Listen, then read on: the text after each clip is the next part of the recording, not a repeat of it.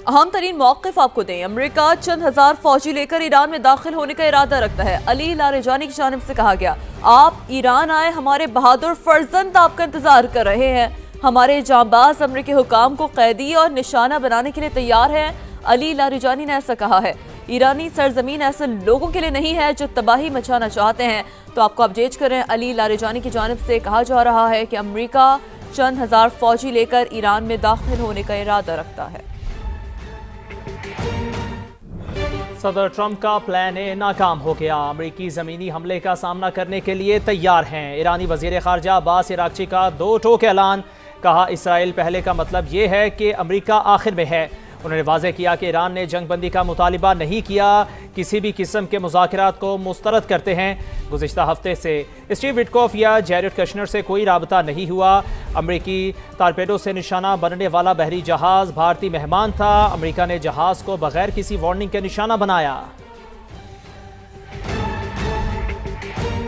Qatar ने LNG की पैदावार बंद करने का ऐलान कर दिया। दुनिया भर में गैस का शदीद बहरान पैदा होने का खदशा है। दुनिया भर को 20% LNG कतर सप्लाई करता है। गैर मुल्की खबर एजेंसी के मुताबिक कतर के पैदावारी यूनिट्स को ईरानी हमलों में निशाना बनाया गया। अब न हुर्मुज़ की बंदिश से भी सूरत हाल ज़्यादा बिगड़ी है। LNG की पैदावारी सलाहियत बहाल होने में 1 माह लगेगा। तो आपको इस हवाले से अपडेट करें। बड़ी अहम खबर है LNG की हवाले से। कतर ने LNG की पैदावार बंद करने का ऐलान कर दिया है और दुनिया भर में गैस का शदीद बहरान पैदा होने का खदशा बताया जा रहा है। इस ऐलान के बाद रॉयटर्स ये रिपोर्ट कर रहा है, दुनिया भर को 20% LNG कतर सप्लाई करता है। गैर मुल्की खबर एजेंसी के मुताबिक कतर की पैदावारी यूनिट्स को ईरानी हमलों में निशाना बनाया गया। अब न हुर्मुज़ की बंदिश से भी सूरत हाल ज़्यादा बिगड़ी है। अमेरिका का तेल की आलमी मंडी पर दबाव कम करने के लिए बड़ा फैसला। खबर एजेंसी के मुताबिक अमेरिका ने समुद्र में मौजूद रूसी तेल की फरोख्त की इजाज़त दे दी।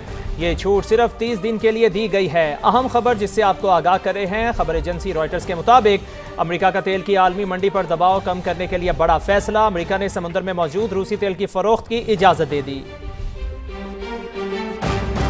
मशरिक़ वस्ता में कशीदगी, मुल्क में ईंधन के मुमकिन बहरान से निपटने का मिशन। वज़ीर आज़म शहबाज शरीफ ने आज हंगामी इजलास बुला लिया। कौमी एक्शन प्लान पर गौर होगा। मुमकिन तेल बहरान से निपटने के लिए हंगामी इक़दाम की मंजूरी दी जाएगी।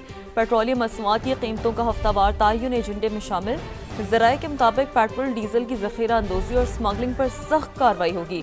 LNG, LPG, कुदरती गैस तरजीही शोबों को फराहम की जाएगी।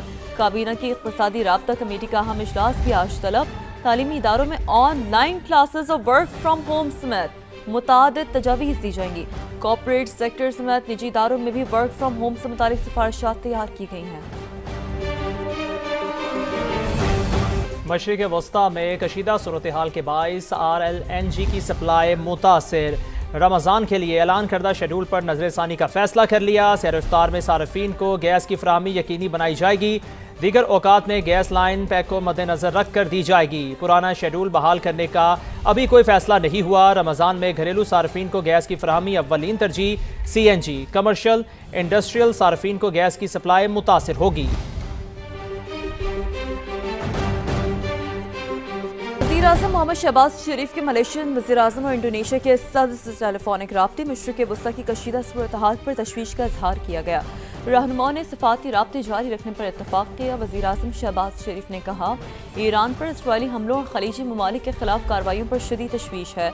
तमाम रियासतों की खुद मुख्तारी और इलाक़ाई सालमियत का एहतराम UN चार्टर के मुताबिक यकीनी बनाना चाहिए। दोनों रहनुमाओं से गुफ्तगू में वज़ीर आज़म ने जोर दिया कि तमाम फ़रीक़ तहम्मुल का मुज़ाहरा करें, कशीदगी कम करें और मसाइल सफारतकारी के जरिए हल करें। वज़ीर आज़म ने दोनों रहनुमाओं को अफ़गानिस्तान से मुताल्लिक़ हालिया पेशरफ्त और दहशतगर्दी के खिलाफ पाकिस्तान की कोशिशों से आगाह किया। पाकिस्तान कशीदगी के खात्मे के लिए कोशिश कर रहा है। वज़ीर आज़म और फील्ड मार्शल ने कोशिशें की जो अब भी जारी हैं कि ये जंग बंद हो। राना सनाउल्लाह की प्रोग्राम नदीम मलिक लाइव में गुफ्तगू। कहा, PTI को वज़ीर आज़म हाउस में ब्रीफिंग में जाना चाहिए था। पाकिस्तान मियां शहबाज शरीफ साहब ने और फील्ड मार्शल साहब ने भरपूर तरीके से कोशिश की है और अब भी वो कोशिश जारी है, जंग जो है ये बंद हो जाए। और पाकिस्तान इस वक्त भी इस कोशिश में है कि ये मामला जो है ये दोबारा नेगोशिएशन टेबल पे आए। इस मकसद के लिए पाकिस्तान ना सिर्फ ख़ुद अपने तौर पे कोशा है बल्कि जो दूसरे इस्लामी ममालिक हैं उनके साथ भी राब्ते में है और उनको भी बीच में जो है वो हम कोशिश कर रहे हैं कि वो भी अपना किरदार अदा करें। इनका वहाँ पे मौजूद होना जो है वो एक यानी हुब्बुल वतनी का तकाजा था। उसके लिए मैं समझता हूँ कि इनको अपनी पार्टिसिपेशन जो है उसको वहाँ पे शो करना चाहिए था, और जो भी कमी महसूस करते वहाँ पे ये बात करते। अपोजिशन की तरफ से या पीटीआई की तरफ से एक बहुत अच्छा यानी अमल होता, एक्ट होता अगर ये वहाँ पे जाते थे। मशरिक़ वसत से अमरीकी शहरियों की वतन वापसी जारी है। वतन वापसी आने वालों ने शुक्रिया अदा किया, कहा कि वो महफूज तरीके से पहुँच गए। UAE और हुकूमत से बहुत उन्होंने मदद की। I'm just thankful to be home. Thank you to the UAE for keeping my husband and I safe. We were there for a birthday trip. I feel that they did a lot more for us to keep us safe then. I feel like it was a stressful situation, just not knowing, when we can come back, especially we were there for a small transit. So that was really difficult, but we were able to get back, and now we feel really good to be back home. Even in the rain and the snow, it feels good to be back. I think it was more about the uncertainty of when you're coming back. Because again, city felt safe. The king was walking on Dubai Mall by March 1st, 2nd. Our hotel was actually next to, we could see the US consulate in Dubai from our window. We ended up actually checking out that morning, and then that same night, there was a drone attack on it, so. Bharat का एक और तैयारा गिर कर तबाह। रूसी साख्ता सखोई तैयारा आसाम में गिरा। तैयारे का कंट्रोल टावर से राब्ता मुंतक़िल हो गया था। खबर एजेंसी की जानिब से ये बताया जा रहा है तैयारे का कंट्रोल टावर से राब्ता मुनक़ता हुआ और भारतीय फ़ज़ाइया ने हादसे की तहक़ीक़ात भी शुरू कर दी हैं। तो भारत का एक और तैयारा गिरकर तबाह हो गया। रूसी साख्ता सखोई तैयारा आसाम में गिरा। तैयारे का कंट्रोल टावर से राब्ता मुनक़ता हो गया था। साबिक वफाकी वज़ीर ख्वाजा साद रफ़ीक कहते हैं मुस्लिम ममालिक पाकिस्तान और सऊदी अरब जैसे दिफाई मुआहदे करें। पाकिस्तान ईरान के साथ खड़ा है। फील्ड मार्शल और वज़ीर आज़म ने ईरान सऊदी अरब के मामला दुरुस्त कराए। ग्रेटर इसराइल का मकसद अमरीका और उसके हवारियों की हुकूमत कायम करना है। नैब कानून में फिर तरमीम कर दी गई। चेयरमैन नैब को 3 साल तक तौसीह दी जा सकेगी। तो नैब केस में हतमी अपील भी सुप्रीम कोर्ट की बजाय आईनी अदालत में जाएगी। नैब कार्रवाई के लिए हद क्या होगी और इस तरमीम का किस पर क्या असर पड़ेगा, इस हवाले से देखिए इस्लामाबाद से सुहेल रशीद की रिपोर्ट। नैब ऑर्डिनेंस में नई तरमीम, सबसे अहम तब्दीली, हाई कोर्ट से फैसले के खिलाफ अपील सुप्रीम कोर्ट नहीं, अब आईनी अदालत जाएगी। आईनी अदालत का दायरा इख्तियार चूँकि सिर्फ आईनी मामलात पर है, अपील में भी सिर्फ इतना ही देख पाएगी कि ट्रायल में कोई आईनी खिलाफ वर्जी तो नहीं हुई। नए कानून का इतलाक होने के बाद अगर बानी PTI की 190 मिलियन पाउंड स्कैंडल और तोशाखाना 2 केस में सजाएं बरकरार रहती हैं, तो अपील के लिए आईनी अदालत ही आखिरी ऑप्शन बचेगा।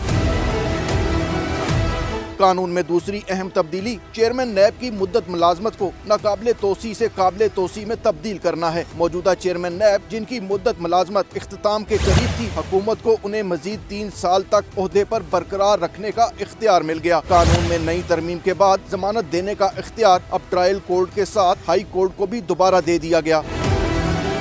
एक और दिलचस्प तरमीम सेक्शन 5 में की गई। नैब कार्रवाई के लिए कम अज कम 50 करोड़ की करप्शन को हद मुकर्रर किया गया था, लेकिन अब इसे महंगाई की शरह के एतबार से हर साल एडजस्ट किया जाएगा। यानी आज 50 करोड़ की करप्शन का मुल्ज़म कार्रवाई शुरू होने तक महंगाई की शरह बढ़ जाने पर नैब रिडार से बच भी जाएगा।